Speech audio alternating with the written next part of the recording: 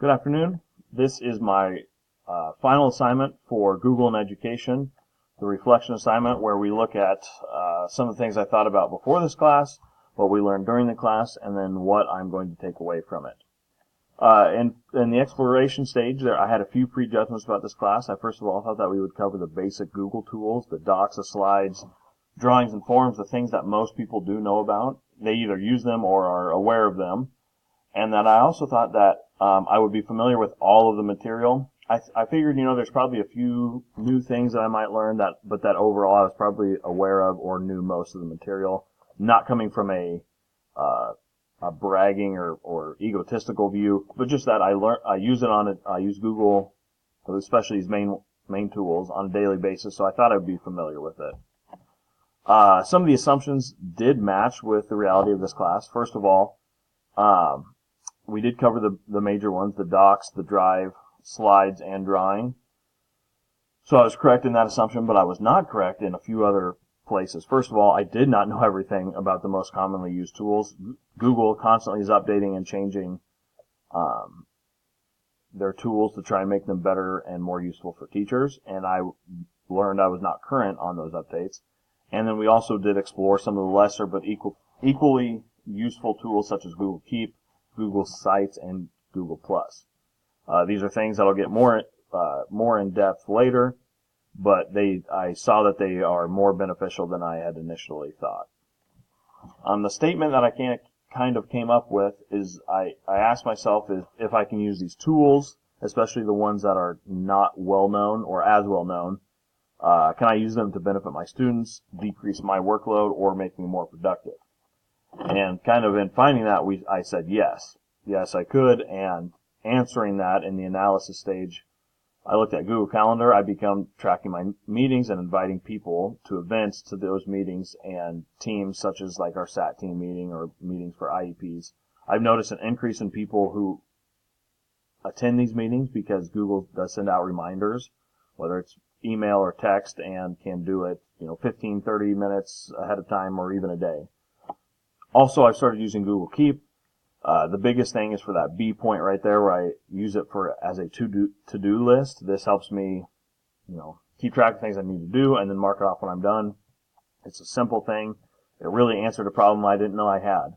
And then the other thing with Google Keep that I want to talk about real fast is that I've created a different note for each subject, and I've put the heading or the whole note as red for American history, blue for geography. I was always coming across the problem of not knowing what to do with the resources that I came across in the summer or after I had taught a unit.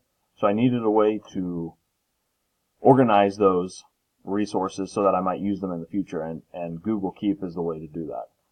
Google Sites, before this class, I had not really created a site, or at least one that had any meaningful content on it, and next year I'm going to run my class strictly off of Google Sites.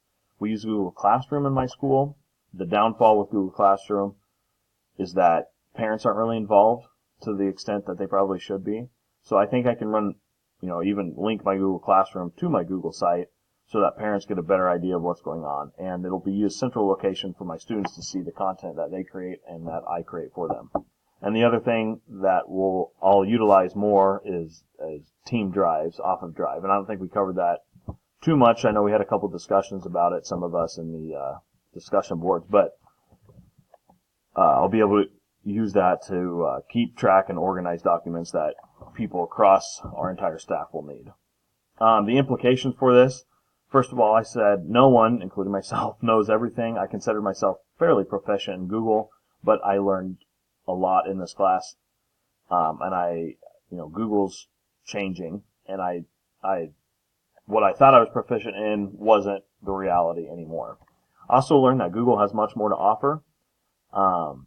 What people always see may work for the majority of people, like the docs and the slides and things like that, but that there are a lot under the surface that also people can utilize. This also may be true for any product. If any teachers use Adobe or Canvas or Microsoft, there's probably more than what people just see. So we need to look, under the surface for that. I also need to be a continual learner. What I knew about these Google tools, about docs and slides, had expired, right? Google is always changing and innovating, and what I used to know was no longer so. I was able to navigate it fairly well, but I don't think I did it in the most efficient way because I had not kept up with some of the changes that Google had done. So I need to be continually learning. And finally, I need to not be scared or lazy enough to not try new products. I always need to be trying new ideas, new things. I kind of got stuck in a rut, and in order to best help our students, I think we need to look for the most innovative ways to give, to present information and have students share information so that we give them the best experience possible. And finally, the last slide, I want to talk about the ISTE and TPAC standards, mostly just how they help with leadership.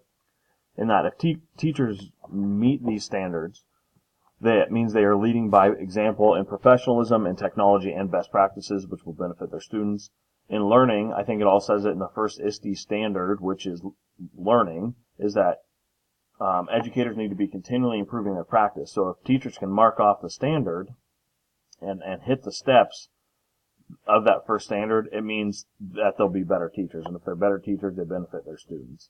And finally, incorporating the ISTE and TPAC standards will create an environment where students are free to explore, they're free to create, and they're free to reach their potential. And I think this will make them more successful, a more enjoyable student experience, in the classroom, in the school, in the district. And I think it'll help our students get ready for, the challenge that will meet them in the future. So this has been a rewarding class, a fun class. I've enjoyed getting to know more of you and in our discussions and working in a group. So thank you for that. Enjoy the rest of the semester and have a great summer.